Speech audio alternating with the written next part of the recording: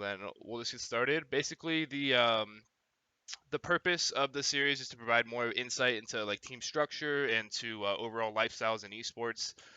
The amount of work and stress that pro players put themselves through every day should probably be shared more often. I think the general public kind of just like brushes away like what pro players' opinions are, like especially like teams that are near the bottom or teams that are underperforming or just like just any team in general. I think that the general public has a lack of information.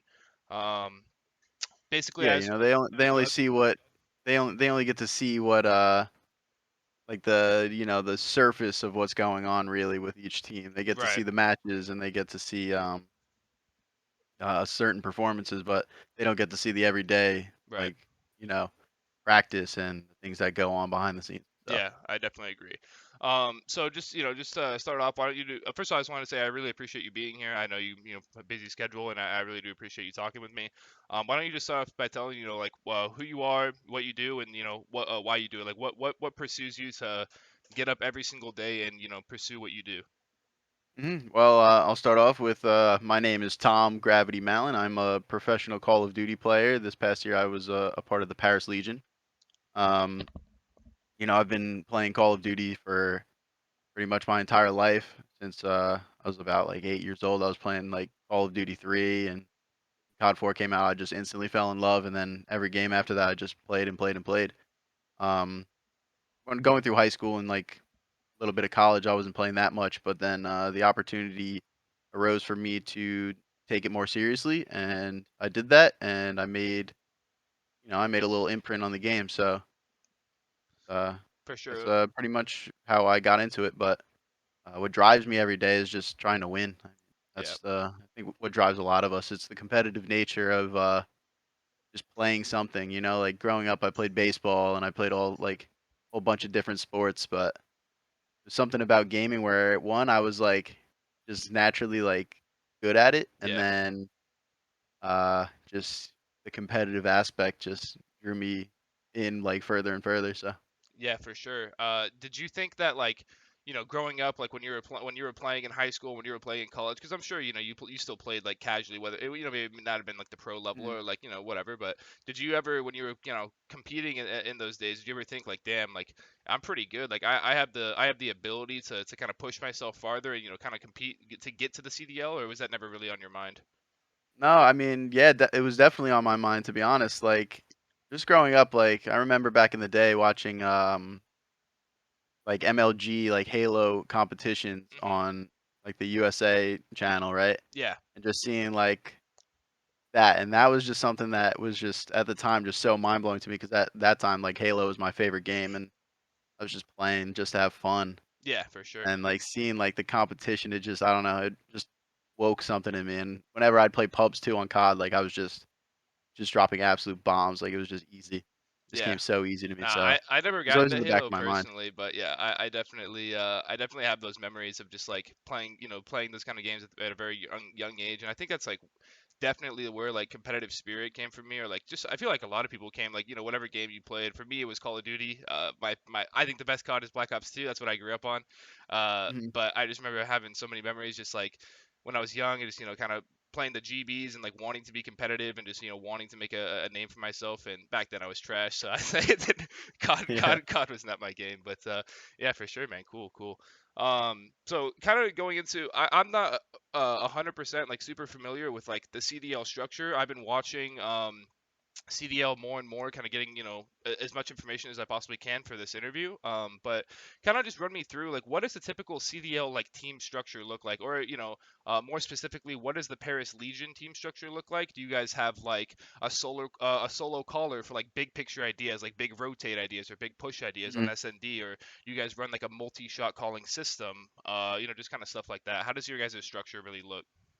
It's a good question. I mean, like the basic grounds of Call of Duty, right? There's like three different roles. So you'll have your main AR, which is just the player that runs the assault rifle Uh huh. and holds longer lanes and looks over teammates. And then you have your flex player, which runs a AR or a submachine gun. And then you have your two submachine gun players, which even like being a submachine gun player, there's two types of submachine gun players. There's your like slower, like more baity submachine gun player where he's getting pushed up and he's waiting for your entry sub player who's jumping in and trying to get one before, Gotcha. we like while you work your hit. But when it comes to like search and destroy, it's honestly just we did like the multi-shot calling, so anybody could get a read or see this and like call a play. Right. And it does get chaotic at times, and it's like tough in like certain situations for like everyone to be paying attention, I guess, in that like Yeah. what that person's calling.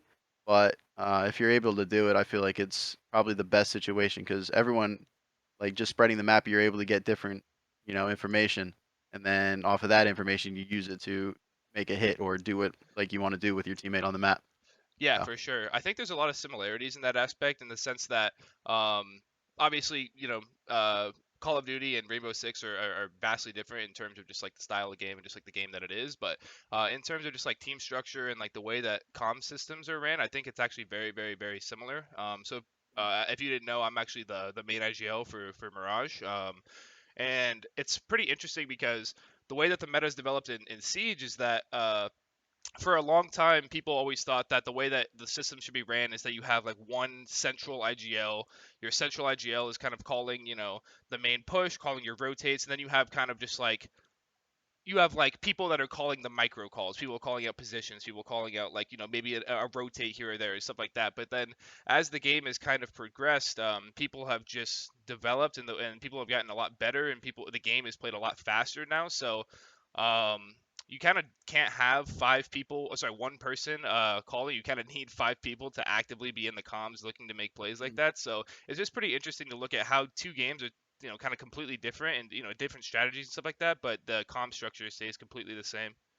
Would you Yeah, and I feel like go in ahead? Rainbow Six, like I would say it's like it's even more intricate to be honest, with all like the different equipment. Like I haven't played much Siege, but Yeah. I know that there's different characters that do different things, and they all have this. It's like I'd compare it to Valorant a little bit, Hmm. but it's I'm sure it's a little bit more intricate than that, especially with like all the different like wall banging aspects and the different like upgrades you can do to walls and make Oh sure like yeah.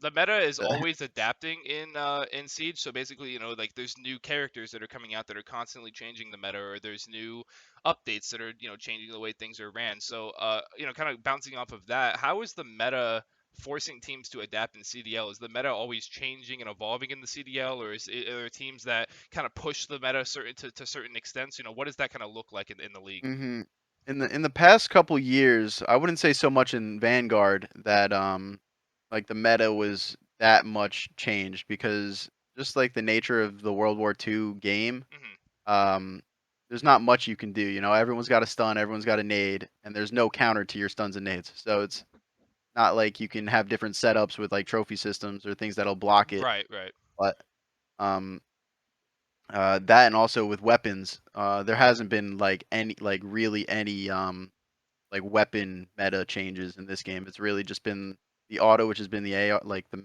main AR Yeah. of the game, and then the MP40. Yeah, that's what I've So noticed about CD. Like, there's COD in general is that like with the pros, like eventually like they'll just like find like yeah, what the best two guns are, the best AR, the best sub, and then eventually the league is just running that entire setup. Like hmm there's no variety, which I think yeah. is So a unless go ahead. like there's like a buff or a nerf, then like the guns won't really change. But like I know in the past, like last year, Cold War, there were like three different like metas where an AR changed and then they got nerfed and then changed back and then So how come like and again this is just me because I really have no idea about how the scene works. So like how come there's never just like an AR, like there's two ARs that are just like very, very, very good and that like you can like make a choice between it. Like I guess back in Black Ops 2, like for an example, it was like the M4A1 and then the AN94, right? Like the people were like switching between those two ARs. Like is that common? Is that not common? And like why are people can't like why don't players play guns that they are like comfortable with rather than playing like the top meta guns? I think it just basically goes on like the time to kill in Call of Duty. Because like like at the end of the day that you're gonna have to hit like 4 or 5 bullets Uh-huh. to kill somebody, Yeah. and whatever gun is gonna do that the fastest is probably gonna be the gun that's used the most because it's just more versatile. And honestly, in this game, Vanguard, there really wasn't like a second AR that was that good. You Yeah, know, that's kind of nothing crazy. that anybody's like trying to use that, or it's like it was banned instantly because the bar would kill in like 2 bullets. It would kill instantly. Yeah, I remember. And I can't remember what I was watching. I was watching some series that some COD guy does where like I don't know. I'm sure you know who Spart is. Like he was running some AR in the one mhm, versus oh, a that's hundred bots. Like mm, and he said like that AR is banned, but it looked nasty. Like he was like frying yeah, the everyone. Volk. Yeah, the Volk was in. Actually, that's true. The Volk was in for a little bit, but then it was just killing way too fast and made the game just unplayable in certain Yeah, aspects. but it, So like they I de-ate remember it. watching that video and I was like, dude, this looks like a lot of fun. Like this, like I want to watch I want to watch pro players like run like this gun instead of running the same gun every single like time. It like that gun looked nasty. I will say it looked like it definitely needed to be nerfed, Yeah, but yeah, for sure. it's an interesting like I don't know like landscape with the players when it comes to like different guns. Yeah, So like everyone has like their different like mentalities when it comes to what they feel should be in for like what would make the game the most competitive. yeah, I Because like in like truthfully like our game Call of Duty isn't made with competitive in mind. It's made for the casual players. yeah, So it's something that like just like the committee of like pro players just tries and gets together and like vote on like yeah. things that should be used and shouldn't be used. It's pretty cool. So. I think the I don't want to go off on a tangent on this or anything like that, but I think it's pretty cool that like the CDL like players themselves are the ones who kind of dedicate the meta, like choose like what guns are good and what guns aren't good, or, like what guns should be banned. Because in Siege, it's not really like that. It's just like whatever the developer says, like this is what this is what's good, or like this is what the meta is. Like the players don't really have a big change or say in that, I guess. Mhm. Yeah, I mean, it's just like all the pros we've been doing this for like so long, so like we're always able to find like what's the best gun on like each different situation, Yeah, that you would think you would need. for sure. And sometimes there's more variety and sometimes there isn't. For But sure, for sure. I definitely miss the. I think the best meta was the like I said, Black Ops 2 is my favorite gun, but I like the trophy system meta. And like I remember like playing Raid and running the MSMC and like going trophy systems inside Ring and yeah, like it's that just was so like it's so it was so classic looking and yeah, it's just yeah, those are my memories. But fun to watch. anyways, so kind of going off on a different idea here.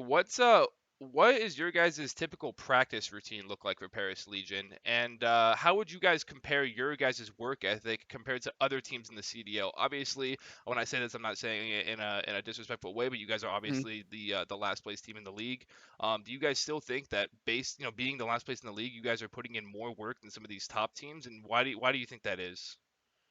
Yeah, definitely. I mean, like one like issue that we had all year is just we weren't in the same spot. Like we're just all over the place, Like we didn't have a facility to go to and actually like practice. Okay. So we were getting on. I'm pretty sure like we were getting on like the earliest of any pro team, and we were going over VOD early. So we'd get on at like 12 p.m. in the afternoon, and Yeah. most teams aren't getting on until 1:30 doing VOD. But we were doing VOD and warming up from 12 to 2, like 2, and then 2 is when our first scrim would start, and then 4:30 our second scrim would start. And then after that, you're hopping off, you're playing ranked or you're playing um just any like wagers or any COD you can find to, For sure. For sure. just keep playing. But Yeah, I think so. Kind of to compare that to like what our practice schedule looks like. So again, I like one of the main reasons I wanted to interview you for the first like what's the word I'm looking for, addition to the series is just because we're both kind of in a similar spot, and what you just said is resonates with me as well because yeah, we're in last place right now, but I think we're one of the hardest working teams in the league. We also start most of the time at noon. If we're not starting at noon, we're usually starting at 1, and same exact idea of what you're saying is like we're basically we have this TV behind us, and basically we all come in here and we watch VODs on the TV. We watch our previous practice VODs, or we watch maybe like a VOD of a team that we're going to be playing upcoming, and we take notes in the team and just stuff like that. And going from there, then we go into our first set of scrims. Typically, I will say though, when it comes to siege teams aren't double scrimming uh, unless it's like in the off season or it's like in like they're trying to like put in a ton of work before like a boot camp or something. But if it's just like in the middle of the season um or we're kind of just like taking it chill, like we'll usually only do one set of scrims a day, and usually we'll do like 4 maps game day, which is played to 7. So it's pretty interesting talking to you, for example, because you're telling me that you guys go into scrims and do 2 sets, which is your guys' sets are 7 maps, right? Yeah, so we and like the first set of scrims for the day, like you'd probably just play hard point and controller, the two game modes. But Okay. then every so often in the second set you'll play all modes. So you'll play S&D that, or we'll do chat like chows where we'll wager money against the other pro team, and we'll play a best of 11, which is all the maps and modes, Really? and we'll see who wins. Yeah, And what kind of money are you guys usually putting up on that? 50 to 100 Oh, depending. that's pretty interesting. I think that's like a pretty cool way of doing it, is because Yeah, it I've gives people incentive to go harder, you yeah, know? It's like gives exactly. people the incentive to like actually try. That's what like it's interesting because like going like doing S&D practice without money on the line, it just like ends up getting trolly. Like people are just running around doing things Yeah. that they wouldn't actually do in the match. No, that's actually And so crazy that's where because people do that. It's the same thing in Siege where like you're playing a double set or you're playing it could be a single set. Like so in Siege, there's 2 ways to scrim. You're playing game day scrims or you're playing 6-6 scrims. Basically 6-6 scrims, or you play both sides of the game. So you play 6 rounds on defense and you play 6 rounds on attack. That way, no matter if you're getting smoked on the defense, or you're getting smoked in the attack, you still have opportunities to practice the other side of the game. Mhm. Usually in 6-6 scrims though, like since it's like such a long scrim and you're playing 4 maps or 3 maps, usually by the end of the third map or the beginning of the third map, teams are just their mental isn't there, or like they just don't care, Yeah. or like they just start kind of chalking the scrim, and it's weird because like when I'm talking, these aren't like amateur teams that are doing this. These are like literal professional teams that are like chalking scrims sometimes. It's like Yeah. it's frustrating, but it could be It's a the cool idea same with the money idea. yeah, it's the same thing in Call of Duty. I mean, people check out so fast like it's hard to keep people focused, I guess. Yeah. Especially like for us, like being like the bottom team, people are thinking like about like these guys can't win a match, like this is pointless, like, No, but I and then guarantee you, they just leave the scrim. I guarantee you Oh, that we're your guys' scrims are looking really good. yeah, I mean like with the last addition to our team, like once we picked up Johnny, Yeah. um, it was just like our scrims were actually good. Like we were winning like most of our scrims. It's just the fact that like we're playing these online matches from different places.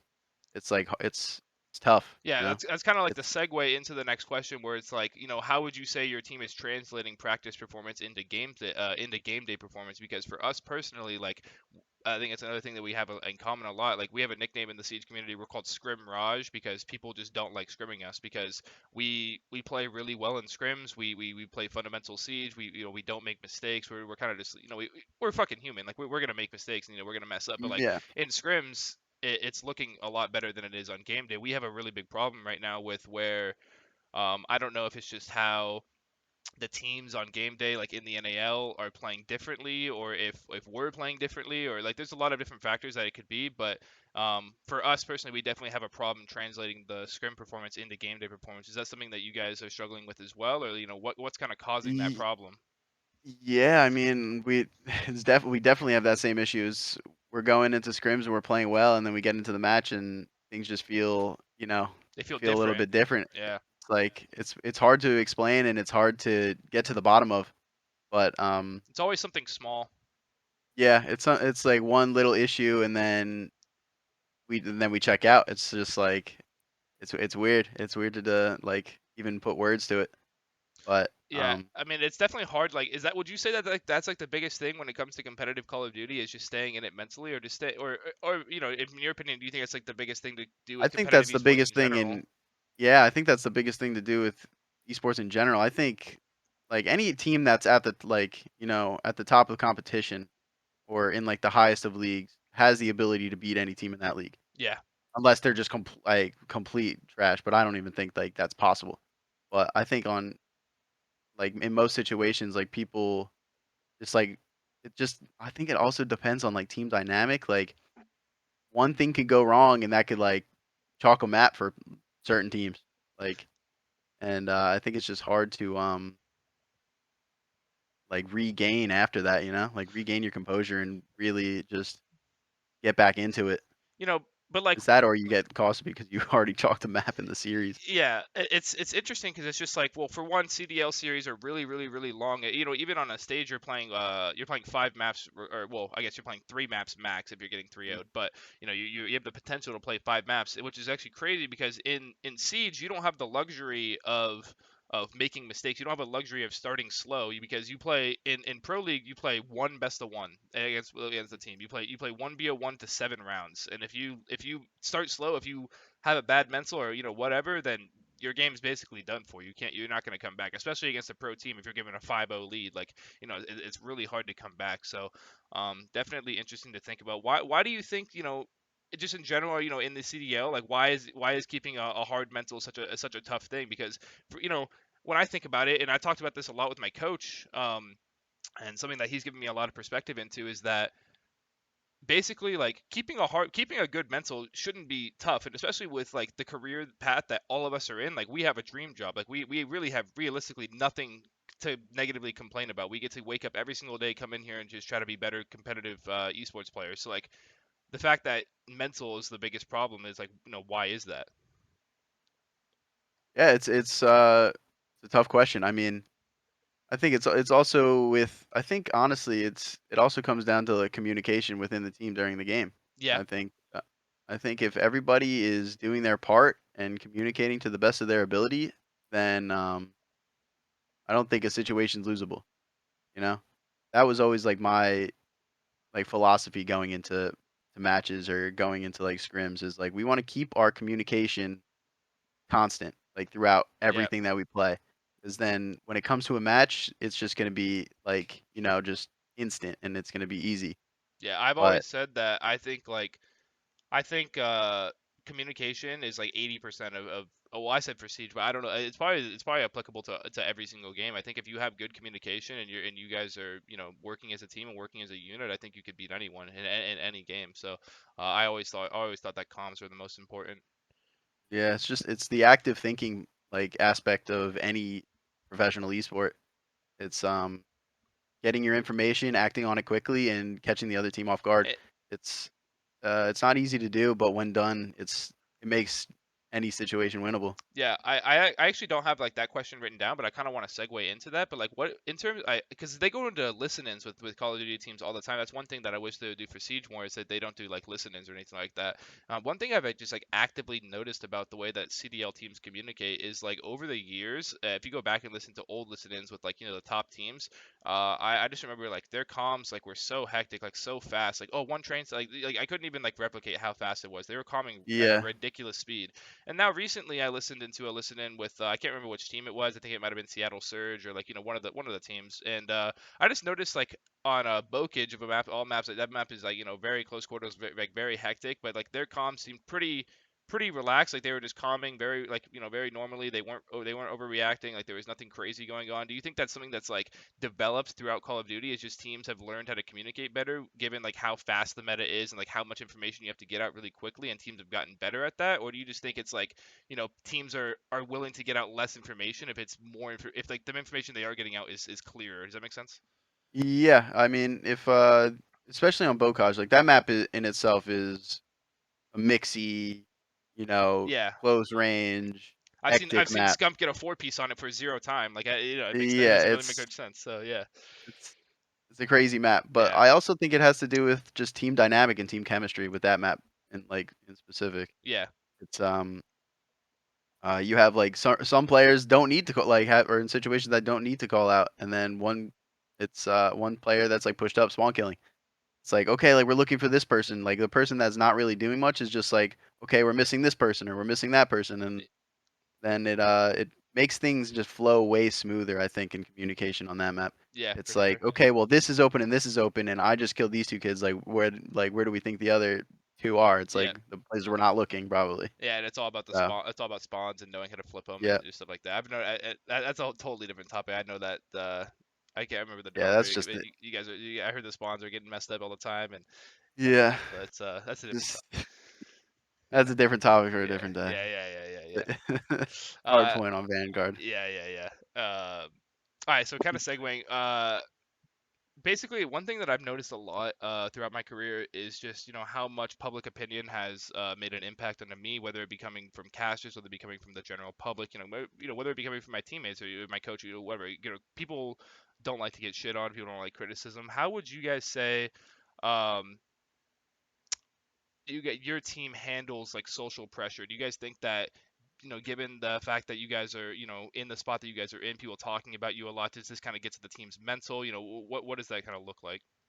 I think everybody deals with it differently. I mean, getting shit talked is not, like online by a whole bunch of people that aren't playing the game is just, it's Yeah. demoralizing for sure. But I mean, sometimes But even the casters are the ones that are kind of harping on you. And I guess realistically, yeah, yes, they don't even play the game either. They cast it. But realistically, those are people that have a decent understanding of what's going on in the yeah, CDL. And I think they kind of misfairly represent a lot of the teams during on the desk or even sometimes in interviews or in social media content. I think they talk about these teams. And that's another reason I definitely wanted to do this series is kind of give insight to these teams that, may mhm, not be having the greatest records or may not be having the greatest seasons, but they still have a lot to offer to the community. They still have a lot of they're still professional players, and if you put them against any other random or any other player, they're probably gonna fucking 30-0 them. Like they're gonna destroy them. But the general public doesn't, or even casters don't even seem to understand that sometimes. It's just really weird that if you're not the top four, if you're not the number one best, you're really nothing, and they kind of just like shit talk you, which is really unfortunate. yeah. I mean, it's kind of like what they have to do though, in a way. It's just like these guys are underperforming. Like, what else are we gonna say about them? They're underperforming. I think that It's I think if I so well one thing that I would even do. though Go there ahead. are positives to every team, but Yeah, that's what I was gonna say. Is that like I like I said, I truly I'm could just be talking out of my ass. I don't know, but I've watched a lot of your guys' series recently. I watched your series going in, watch your series against FaZe that you guys had at the major, and like that was a close series as well. Like you guys have been playing in so many close series where you guys go to map five, or you guys go to all the way to the end, and you guys just can't close it out in the S&D or whatever the situation may be. But like mhm, you're pushing teams to their limits. You're not going out there and getting 3-0'd and like giving teams an easy time. You're making Atlanta FaZe work for these wins. You're making Seattle Surge work for the wins. I just think that should be mhm. talked about a little bit more rather than just like, oh, Paris Legion are losing another series. Who would have thought? But I just don't think people give you the credit that you should deserve. Yeah, I mean, it's also for us, like specifically. I know I talked about it a little bit earlier. It's tough to translate our practice onto LAN or into a match when we aren't together. Yeah, It's tough. It adds a lot of variables. It makes different people act differently. It it's like, okay, like you're waking up in your bedroom, you're rolling out of your bed, and you're in your setup, and you're like, okay, let's game, like whatever. that's one thing I didn't Instead actually of like, know is because like for us, all Siege teams are in Las Vegas. Every single Siege team lives in a team house and they live in Las Vegas with their teammates. I didn't know how it was in the CDL. If that wasn't the case or yeah, in the CDL, people like every single other team besides ours is in the same place or has a facility, and like it just makes the practice like way more productive. it really does. It's it's hard to get better as a team and become a team when you're not hanging like you're not with your teammates, No, and I agree. it's and we can be like we had some really close series this last split, and we should have won we should have won at least fucking 3 of them, in Yeah, my opinion. I think there was a lot of close And series I saw you guys could have won. yeah, but it's tough to do. One, it's online. People like the different teams are either in Texas or they're in California if you're the Thieves, or you're in Florida or wherever, and like they're just all next to each other. Like I Yeah. say this all the time. I think it's funny. It's like we get smoked in a map in a scrim, and it's like I bet you guys fist bumped after that one. Like Yeah, I mean, like I we that's like that's can't that's even that's one of my favorite things about being with my teammates is that you have that yeah. connection of being able to fist Like, bump yo, your good teammates shit. and Like fist bump my teammate. yeah, no, it's Like you did definitely that well, and then it also makes like conversations about plays way more productive because yep, like I'm looking you in your eyes and I'm showing you the VOD, or I'm watching this play with you and I'm telling you what could be better, and that like it just like you receive it way better. yeah, no, I agree, Okay, like I trust you, and then you get better, and it's yeah, just tough for us online. Like we don't see each other until the day we fly out to an event, you guys went to the event, yeah, and and we're do you just like, think do yo, you like let's think go grab that dinner and like chill, like. do you think that going to those events, like when you went to go play Atlanta FaZe, at the major, do you when you're going into that series and you're actually with your teammates finally and you're able to do those things, fist bump and talk about these things, you notice a difference, in just like in team energy level or just like the team like the vibe of the team or just like how excited they are to go into the match? Like are things just better when you guys are all together, or are there things that are just different, or anything that you notice? I mean, this like the past match, like playing Atlanta, like we know it's like it's a tough matchup. Like those guys last Good year player, Sally, had, best player in the league right now. yeah, some of the greatest players to touch Call of Duty these past couple of years. Yeah, It's going to be a fight, and they showed it in the respawns. They smoked us in the respawns for the most part, besides the Tusk and Hardpoint, yeah. and even then, I'm pretty sure they outslayed us. Hmm. But it's just like you get there that day. We didn't have a warm up scrim because the team chalked it. Oh, So I that's mean, they always didn't. the The other, yeah, yeah, the other team didn't have a FaZe didn't have a warm up scrim either. But it's like the principle. It's like we should have two teams warming us both up, yeah. and there's no warm up going into that first map. I get smoked. A couple of us get smoked. Like, but we bounced back. It's We all good. actually First fight in map. the series. But Yeah, yeah, it's a long series, But I think it's like right beforehand, like everyone's like hype. We're like, let's go, let's play our game, like let's do this shit. We yeah. got it, and That's we just go out and we fight, and that's just see what like one happens. thing I notice about like I could use our team as an example. Like I think a lot of teams struggle with this in in Seed or just in esports in general. It's like we've kind of already hit on it, but like just making practice time kind of feel like a chore. Like you're kind of going through the motions. You're on autopilot during scrims and stuff like that. And then sometimes when we go to the arena, or we go to like the place that we're going to be playing at, that's when like reality kind of sets in. Like okay, this is for real. We're about to play a real game.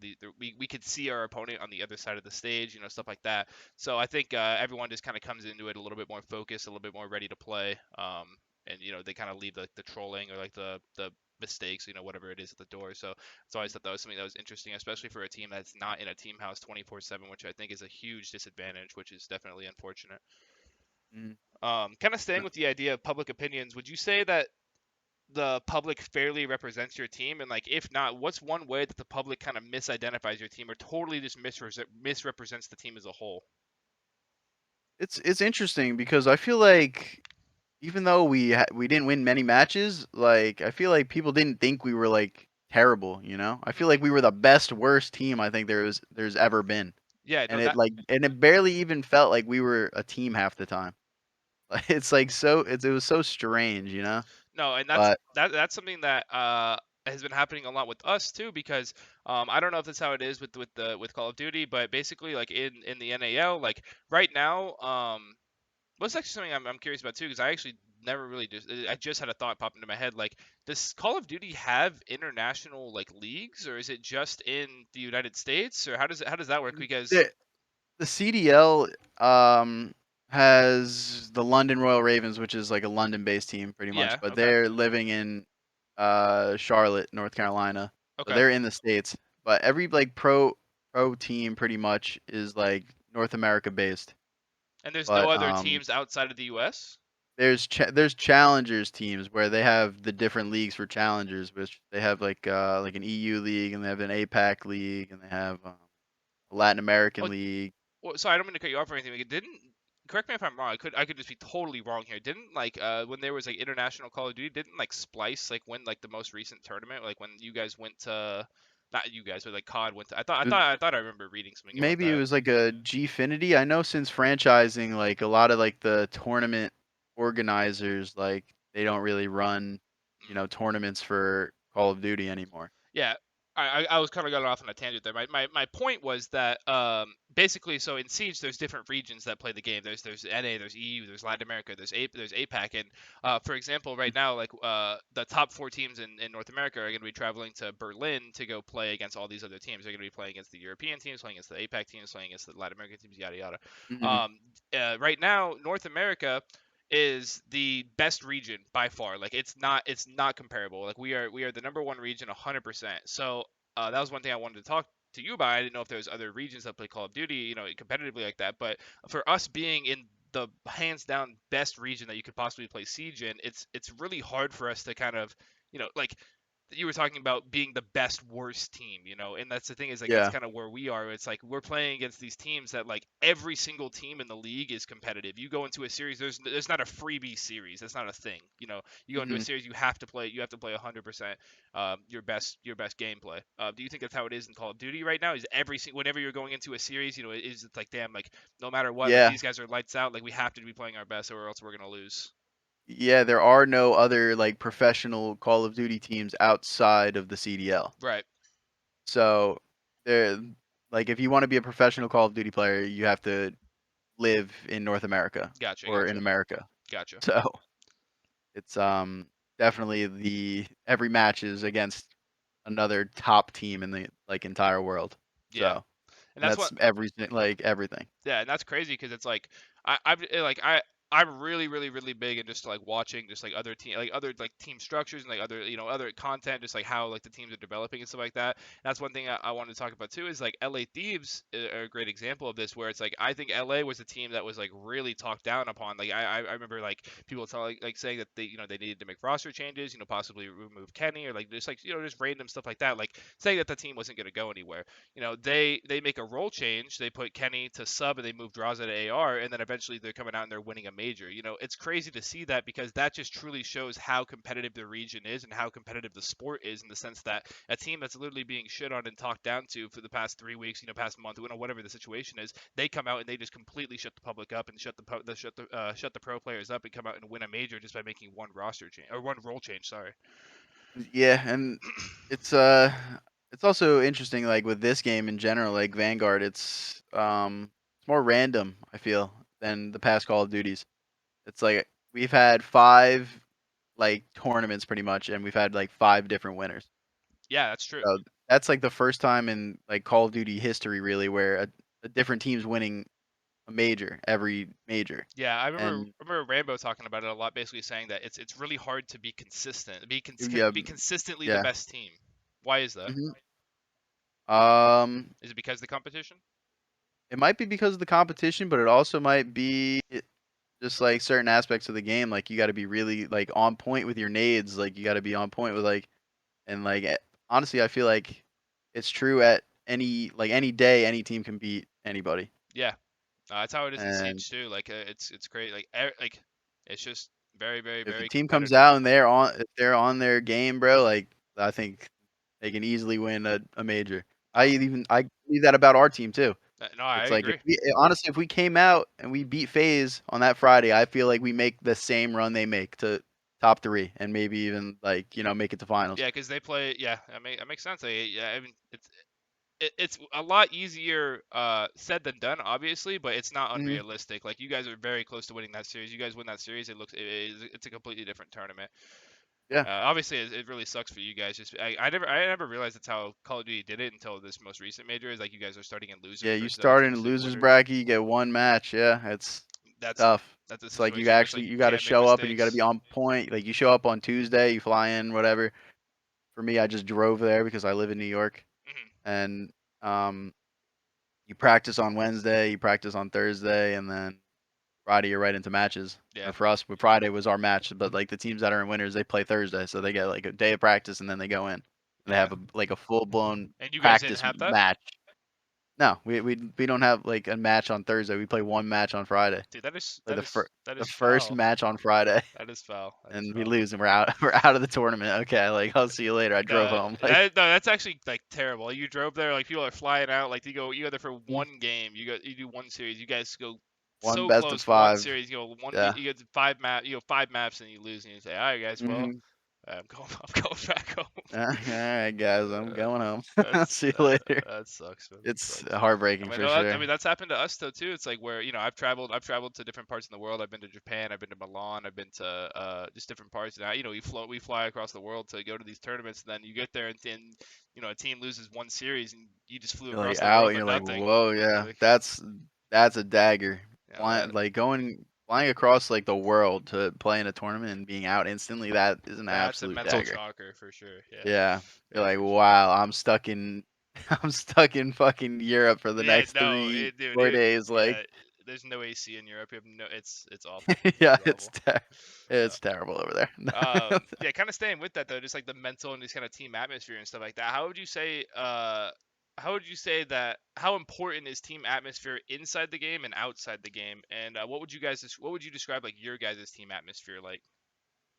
It was fun, lighthearted, in person. Like we're having a good time, and I think it's important to be serious at times, but then also make sure like remember you're playing a game. Like you're trying to have fun at the same time, Yeah, and I think that was something our team was honestly pretty good at. I felt like we all got along pretty well. Um, Online, it could be a little bit cutthroat and daggers can be thrown left and right, but I think in person like we had a good dynamic. I felt like we were we were pretty good. yeah. So Recently, there's been a thing kind of talked about in I forget who tweeted it. There was a tweet that came out in the siege scene, basically saying like, um, would you consider your teammates your friends, or if you were to quit tomorrow, if you were to get fired tomorrow, whatever the situation may be, would you even talk to these guys ever again? Do you think that building relationships with your teammates and being true friends with your teammates is something that's going to lead to having better results or just becoming a better team, or do you really think that doesn't matter and you should just be focusing on developing your team chemistry and being friends with these players doesn't really matter? um, I think honestly, I do think that being like a friend to your teammate is. I don't think there's anything wrong with it. I feel like Yeah, I feel like it can only help, you no, know. I agree with that for sure.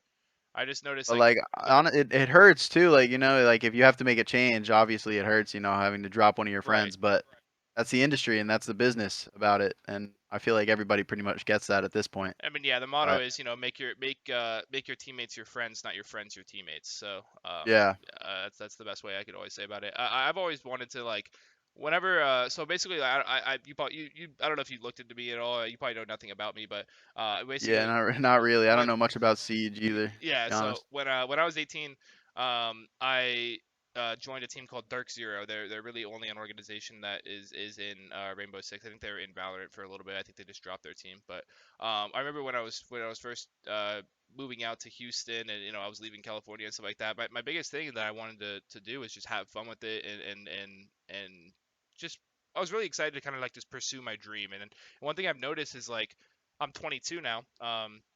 I've been playing competitively, obviously for a long time. And one thing I've recently been trying to do more, and something that you just talked about, is just having fun with it. Having fun with your teammates and just like growing and like just not making so much like what's the word I'm looking for?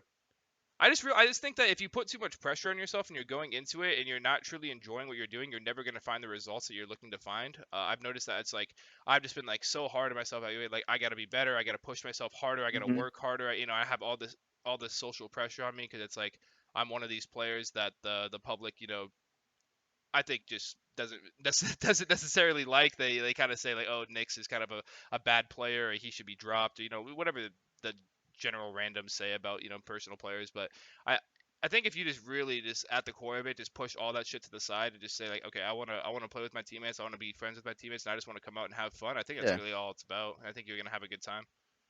yeah, I agree. I feel like that's when like most players play their best. Like there's just no stress, no pressure. You're just out there, doing your thing. And I think that's true in every esport. Do you have any tips or any recommendations or anything that like helps for you personally? Because this is just on a personal level where it's like I think I'm actually just like dominating in streams. I think I'm having really good performances. I'm dropping good numbers. I'm making very good calls. But I think my biggest problem as a player is like when I go into game day, I think I'm overthinking a lot of this stuff. I'm like this IGO for this team, so I'm trying to think of like counter strategy. I'm trying to think of like what they're gonna do, try to be 3 steps ahead of them. And I think a lot of the time I end up just like shooting myself in my own foot because I'm not playing the game at that point. I'm just kind of You're in just my own over head. I'm Yeah, overthinking you're it. kind of just overthinking, yeah. So Um any tips that you got for that, or any situations that you have, or any stories that you think would help this. Yeah, I mean, it's like night before a match, like, right? You know who you're gonna play, right? Yeah, I try to watch a little bit of VOD on the other team. I see their break off in hardpoint, or I see their setups in S&D, and I make sure I watch it. I look it over. I give myself like 15 minutes after I looked it over, and I look it back one more time, and then I just close it, and I'm done. And I shut off Call of Duty and everything like else for the night, and I just try and get in like a peaceful like chilled out zone where I'm ready to go. Yeah. And then I go to bed, I wake up the next morning, I do some stretching and I get loose for the day and I eat some food and I go to the match or whatever. So you would say But when it comes to the day before the game, or a little bit of time before the game, you're doing less in terms of preparation than you would be previous. Like I think one thing I do a lot is I just like stress about stuff I shouldn't be stressing about, or I try to over Mhm. cram work, where I'm like, oh, I got to make sure I know what they're doing on this take, or I And know what they're this doing this, or like. yeah. But in reality, all of that necessarily doesn't matter. I've noticed that if you just let the practice kind of speak for itself, I've been putting in tons of hard work, and you guys have been putting in tons of hard work. You just got to go out there and let that speak Yeah, for let itself. that show and do its thing, yeah. It's Yeah. like you've already been putting in so much work. There's no need to over cram the night before a match, you're just putting more pressure on yourself, you're making yourself overthink. It's like when you get in the match, like you'll realize like you'll see something that's like they're doing and you'll realize what they've done and it'll click. It's like we played phase on that Tuscan S&D Hmm. and this is just something that stands out to me. I slide peek and I check middle and I don't see anybody sniping. I'm like, "Oh, like nobody's out middle either." Hmm. Like this is their A play. Like I got to pick like pretty sure we got to pick middle or something. We killed somebody top church Uh-huh. and I'm like, "Oh, this is like they're hitting out A." And like of course like I turn to my left, but I just got sprinted at like Right. BZ just appears on me left and I'm like, "Okay, like B's open, like go B." Yeah. I'm pretty sure we end up like winning the round, but Yeah. That's good. Yeah, I see what you said. mhm. Yeah. It's like I saw that in the VOD and You, I'm you not made like overthinking it and you just just made a good I read get off of it. yeah. For sure. For sure. Yeah, I definitely think that that's gonna be super helpful. That's one thing I guess that's one thing I just talked about with my like I've talked about with my coach a lot, is just like letting the game letting your practice just speak for itself, and just going out there and playing your game. I think if you truly are confident within yourself, that's a biggest thing. Is like I don't know if this is gonna help you at all, but one thing, a motto that's helped me a lot recently, is one of my teammates. His name's Rob. He told me it basically. You have to just start disrespecting your opponents. Like if you truly just think that like you're the best player, and you don't think that these people, if you go into every single gunfight like, I'm gonna fry this guy, I'm gonna win this fight, 100% I'm gonna win this fight, you're most likely gonna win the fight. That's one thing I've Mhm. noticed. Like I would go into gunfights sometimes where I would be getting shit on, or I would like I play with my scoreboard off now, because like I think sometimes when you check your scoreboard, you're looking at your confidence. It hits your confidence. Like, oh, Yeah. I'm 5 and 10. I'm terrible. Like, all that stuff kind of adds up. So I think just disrespecting your opponents is the best way to put it. You just got to go out there and be like, I'm top shit. I'm gonna smoke these guys 100%. Yeah, facts. Um, It's that's another good point. It's just being confident in yourself and letting like we said before, just letting the practice speak for itself. Like yeah, you're agreed, doing you're gonna go out there and you're gonna do your thing. Just play confident and use your teamwork, use your communication and uh just have that belief in yourself and in your teammates that nothing can go wrong and nothing will. agreed.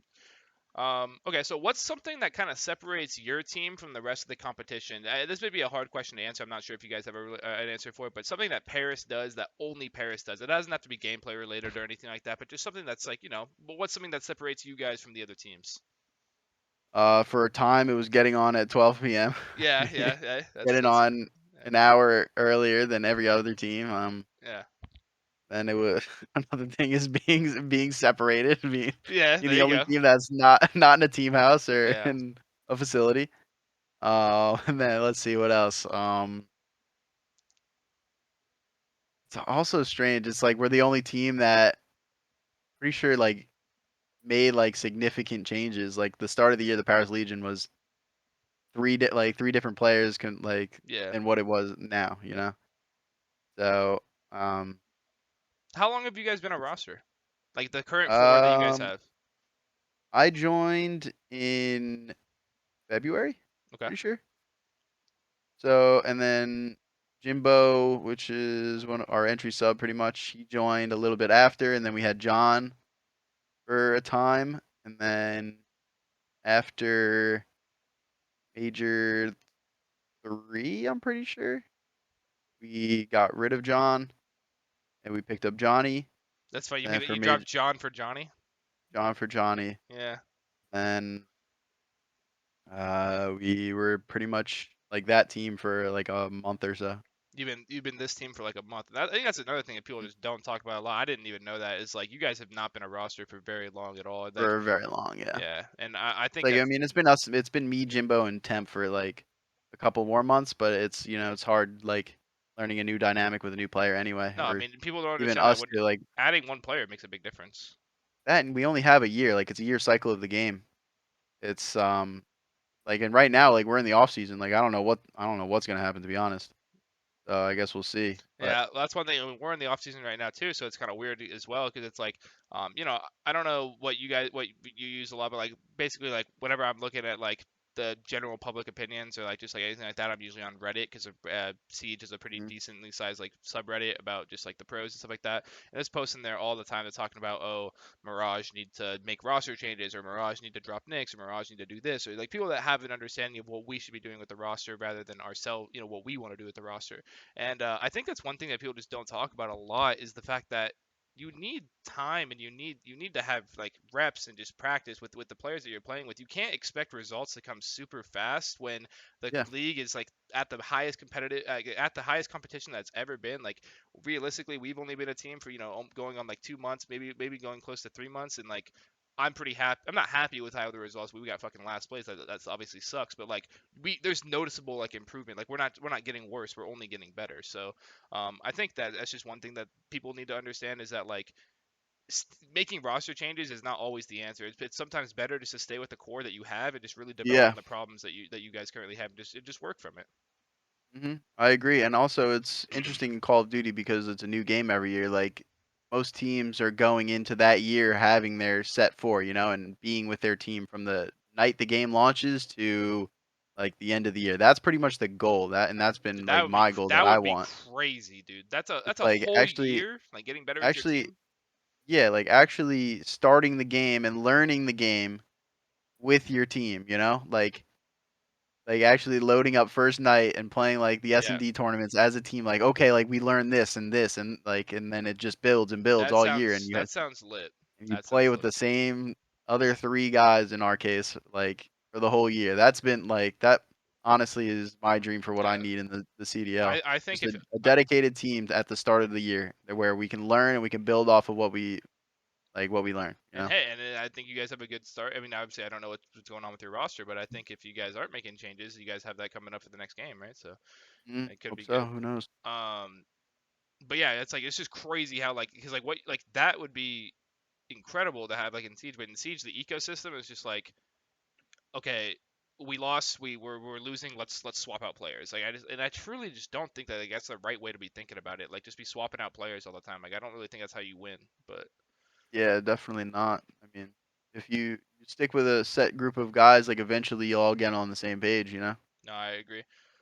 All right, man. I realistically only have one more question for you, and this might be something we've already talked about in the past. So if you don't have Uh, a dead ass answer to it, it's all good. But where do you guys truly think that you rank among the other CDL teams? Obviously, you guys probably truly don't think you're the worst team in the league, and I don't think that we're the worst team in the league either. What do you guys think is holding you back from achieving what the number that you guys have in your head, and what number do you guys really think that is? I mean, we're top 12 currently, we're last place. Yeah. I feel like we're at least top 8 with like the ability to like, make runs in tournaments. That was always my belief. I felt like we were always good enough to like get top 4 or get top 3 in tournaments, but I just always fell short, just like odds stacked against us type shit. Yeah, and Like, because it's like I said, I'll answer the question too. To cover myself and the other thing. We're 10th right now, and I realistically think that we could be top 5, top 4 team in the NAL. Like, I don't. So if you look at the standings, it's actually crazy. Like this season, the difference between like, so, we play. How many games do we play in a season? Nine games in a season. I'm pretty sure. And um, the last game of the series, it was Astralis versus SSG, and Astralis went from sixth place all the way to first after they won that game. Like the league was like basically like down to like 1 point. If you had 1 point difference, like you were in a different spot. So it's like I don't think it's unrealistic for us to say that we're gonna go from 10th to be a fifth place team or a sixth place team. So to say what you're saying is like where you guys are going. I also don't know how it works within the CDL. I know that you guys are running a point structure now, and that it's all it's all based yeah, about with the each win, each win, each when right? you get a point, and But then you also get points based off of placement at majors. does that, like, realistically, does like your placing at the end of the year even like necessary? It matters for like seeding, obviously, in terms into the tournaments, but like realistically, like where you are at the end of the CDL year doesn't matter. It just matters about who's winning the major. Yeah. Well, if you're bottom four teams like we are, you don't get to go to champs, which is like the Champs. biggest tournament. Yeah, which is the Okay. biggest tournament of the year. So That's how you it is miss for. out on that. Yeah, that's how it is for Siege as well. You have like things called SI points, and Six Invitational is like our biggest tournament. It's just like champs. Is there a way, like for us, like we have like qualifiers to go into champs? You guys have that too, like where it's like your last chance qualifier to get into the tournament? Not for the CDL, no. Damn. Like pretty much like the last major would have been like the qualifications. Like I know like New York made like a crazy run and they get second and they just made like enough points to Make be in the top champs. 8. Wow, Yeah, they have the head to head against Florida. that's They actually both tied crazy. on like 160 points and I thought New they end York up was going gonna. to champs over them. I thought New York was gonna win that tournament. To be Yeah, honest. they were playing well, but the Thieves were on another level. I was like after FaZe beat or after the Thieves beat FaZe, I thought I at that point I just thought it was over for like every other team. They were Yeah. just looking like way too solid. I mean, I remember. That and their map pool was like really good. Yeah, I watch, like I said, I was watching a lot of it, and I was honestly listening to you know who Belly is, obviously Belly. I just remember seeing Belly tweet about it all the time. He was like, "LA Thieves are the best team in the world right now, 100%. Like you guys can't tell me anything different." And then they ended up winning. So I mean, that's pretty crazy. Yeah, All right, man. That's basically it. I wanted to kind of give you the opportunity to have, the red carpet for yourself. Showcase. If you have anything that you want to talk about, or anything that you want to, what's the word I'm looking for? Promote. If you have anything that you want to promote, then be my guest. You have the floor. So any I Twitch streams mean, or. yeah, I mean you can find me on Twitter and on Twitch at Tom Grvty, Tom Grvty. So